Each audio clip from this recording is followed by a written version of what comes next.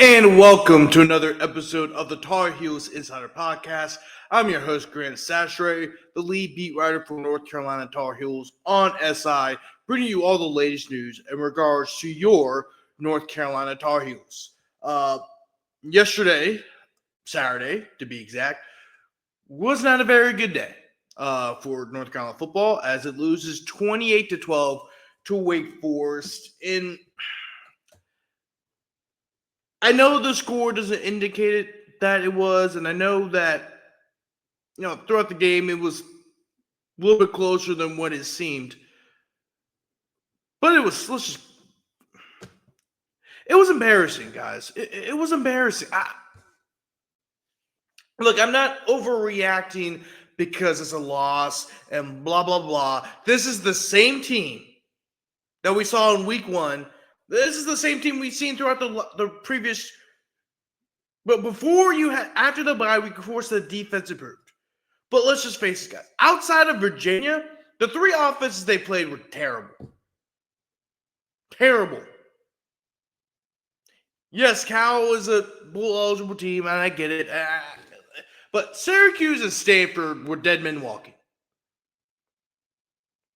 They both started a first-time starting quarterback. Wake Forest literally had a walk-on start for them at quarterback. He was a star on their lacrosse team. They had a lacrosse player play quarterback. Of course the numbers are going to go inflated. They suck. They suck. And you finally went up against a team that has a pulse. And the reason why I'm not even a fan. I'm reacting like this. The reason why this is so frustrating to see is people make all the excuses in the world for Bill Belichick. They make all these excuses for him. And I get that the man's won 8 Super Bowls. He was a fantastic, 8 Super Bowls. 6 as a head coach, 2 as an assistant, but 8 Super Bowls regardless. He has 8 rings, right? Regardless. But he was a fantastic coach at the professional level. He may be the greatest NFL coach that's ever lived. The man's won 6 Super Bowls. Nobody's won more than 4. Right? But he's a diddly-poo head coach at the collegiate level. He's diddly-poo. My man is really. I get that they had close calls.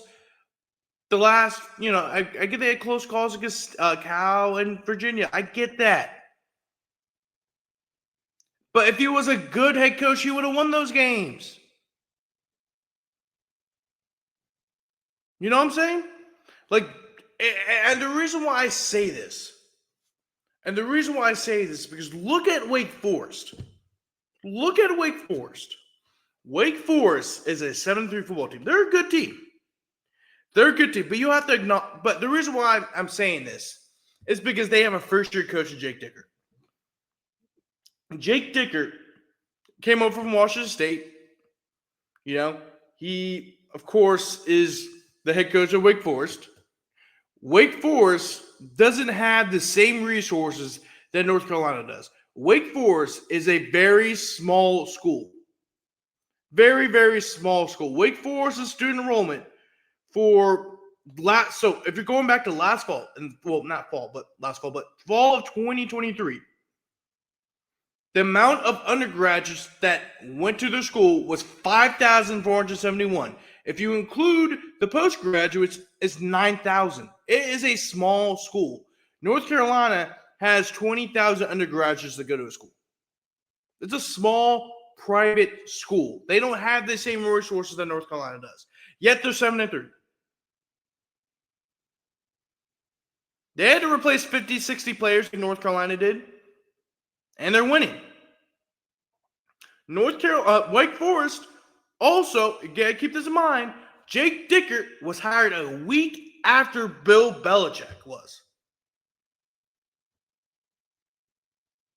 But yet you don't hear any excuses from Jake Dickert. Well, we didn't have enough time to get our guys. We didn't have to do this. We didn't have to do that. That's what Bill Belichick did.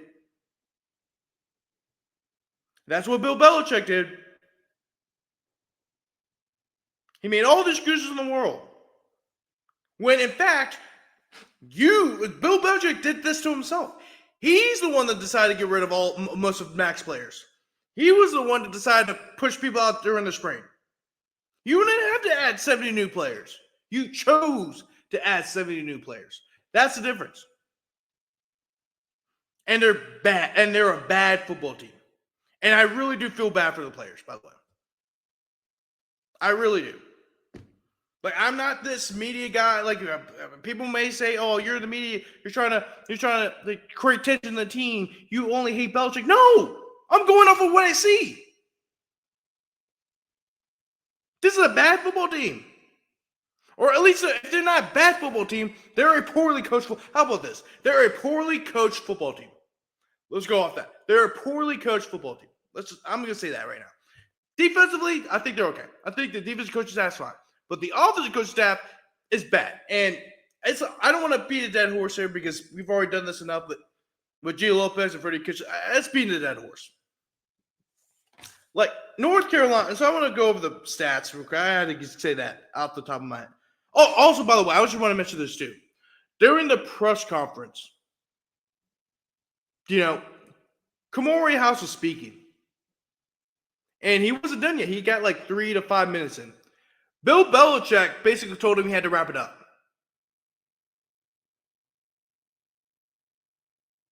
He made him end the press conference. Coaches don't do that. They let the players finish. As a matter of fact, just, oh my God, man. Oh, it's just, and then his explanation for calling a timeout after Wake Forest scored a touchdown. They're going to go kick the extra point. What was the point of calling a timeout? That's a wasted timeout. Then you had the questionable double pass, or whatever it was, on 2nd and 11 when you're in the red zone. That did not work. And then when Wake Forest was trying to run the clock out in their own goal line, you're like, oh, I'm going to call a timeout. When they're going to let the clock run out. They ran a run play. They're going to let the clock run out. But you had to call a timeout. And you know what Jake Dicker did? He decided to go for the touchdown, and they got it. And you know what's even worse? Everyone applauded him for it, including myself, because that was ridiculous. Absolutely ridiculous. I don't want to hear about the refs. Jalen McGold dropped the ball, by the way. He dropped the ball. He did. He dropped the ball. The ball hit the ground. I don't care what the announcer said, because the announcers are wrong. And everyone in the press box, everyone in North Carolina's media saw the ball hit the ground. So I don't want to hear about the refs. I don't want to hear it. Because you know who do that? Losers. And North Carolina football program is not a losing program. It should be a winning one. But you let a bunch of losers run the program. And that starts with the board of directors. I mean, I'm sorry. It's really frustrating to watch. I'm not even a fan, and it's frustrating to watch this team. And right now, I'm glad that basketball season's happening. Because, this is a bad football team. This is a bad football team. I keep saying it's a bad football team. It's a poorly coached football team. I keep saying bad football team. It's a poorly coached football team. Top to bottom. But anyway, Wake Forest outgained North Carolina. They outgained North Carolina 414 to 257. And I also want to preface this to Wake Forest, by the way. Wake Forest averages 356.7 yards per game, which is 90th in the country and 14th in the ACC. And look, I get it. Some of it was helped out by that really crazy touchdown that Wake Forest had to open the game where, Robbie Ashford fumbled it. North Carolina pounced on it twice. The ball managed to get away from the clutches. And then Carlos Hernandez happened to be in the right place at the right time, scooped it up, and ran 50 yards for a touchdown. And that really set the tone for the whole game. But again, 448 gained over 400 yards, 414 yards to be exact. when they averaged 356.7 yards per game. If you look at their passing, right? You look at the rushing. They ran for 223 yards they ran the ball for 223 yards of rushing. They averaged 141.1 yards per game. And even if you take away that 50-yard touchdown, they still ran for 173 yards. They had no problem running the ball whatsoever. They ran the ball.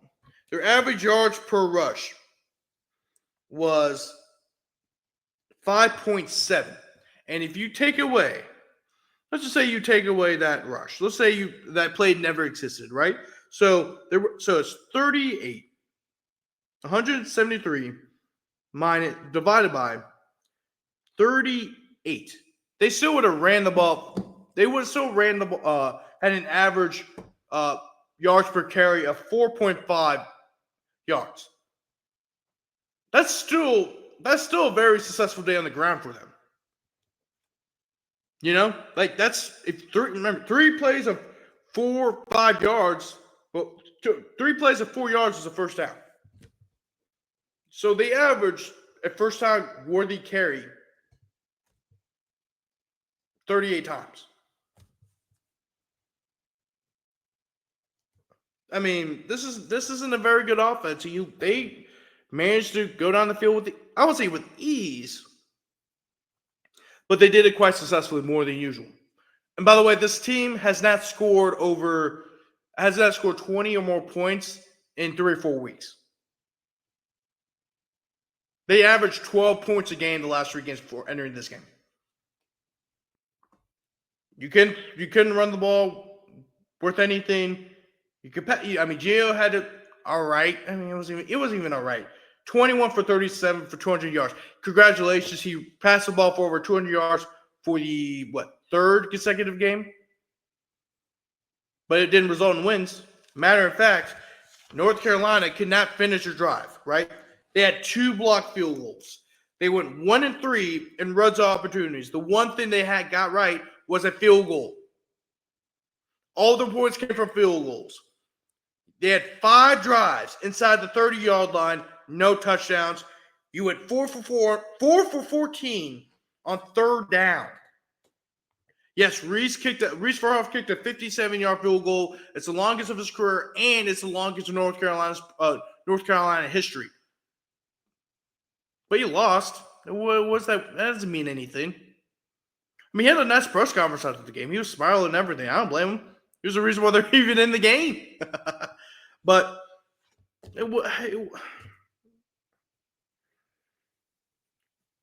things have gotten bad when you're celebrating a kicker.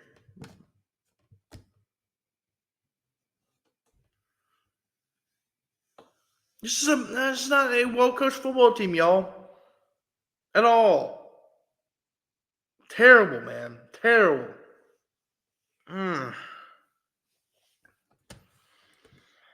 I mean, I just want to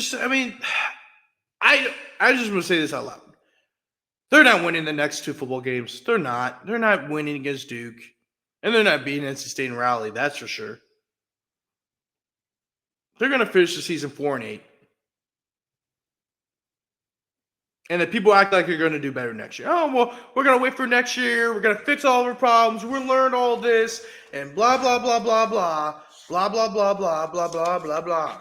But if you look at their schedule next year, you got to play TCU again, right? And I don't know how good TCU is going to be. But TCU is never – they've always been a solid football program. I've been alive for 26 years. And TCU has not had one bad – they really haven't had many bad seasons at the helm. Like Gary Patterson won a lot there. They won multiple BCS/New Year's Six bowl games. They went to the college football playoff and went to the national championship in 2020, the 2022-23 season.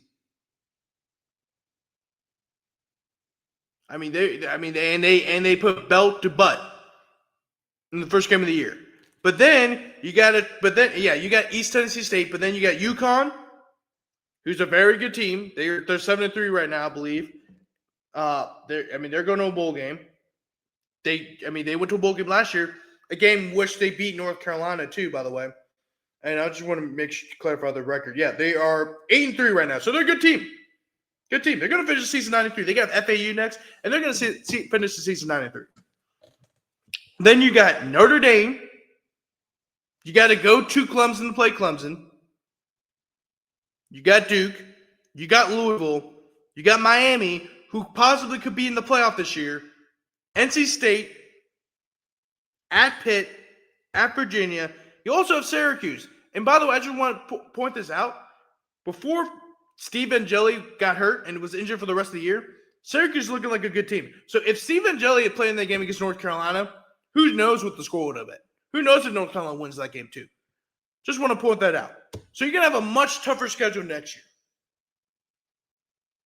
I don't think they're going to turn this around. There's too much arrogance. There's too much ego. They're not going to turn this around. I'm sorry. And if you want to yell at me like I'm Pat Welter or Inside Carolina or Tar Heels 24/7 and just say I'm another media member who's creating fake news, go ahead. I don't care. But I also said this last season. I said this during the playoffs when I was covering LSU. Now, by the way, I'm an LSU fan. I'm an LSU fan. I went to LSU, and I also covered LSU for a year or two after I graduated college. And I remember during Notre Dame's playoff run where I said this. I said, Marcus Freeman has already done more than Brian Kelly has done during his entire time at Notre Dame. And I also said that Brian Kelly, if he did not beat Clemson, they would win another game. He would never win another game of significance again. Now, the first part, I'm correct about, as we know now. The second part didn't look that right because obviously LSU beat Clemson.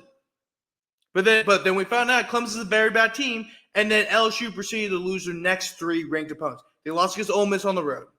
Then when they lost against Vandy at Vandy, that's when I knew that it was done for Brian Kelly. I didn't know if they were going to fire him this year, but I certainly knew he had less than 2 years to go in Baton Rouge, and he got fired after the Texas A&M loss. Embarrassed on Tiger Stadium. And I was right. And I'm not trying to say, look, I'm a genius, I'm Nostradamus or whatever, but I'm going to say this right now. I'm looking at this program. It's not going up. I think there's going to be some players that will enter the transfer portal. And it's not going to be because of money. And it's going to be a driving factor, but money's not going to be the main driving factor. Bad situation. All around. But that's good. Without further ado, thank you so much for watching the Tar Heels Insider Podcast. Once again, I'm your host, Grant Chachere, the lead beat writer for North Carolina Tar Heels on SI. Thank you guys so much for watching, and I'll see you guys next time. Peace.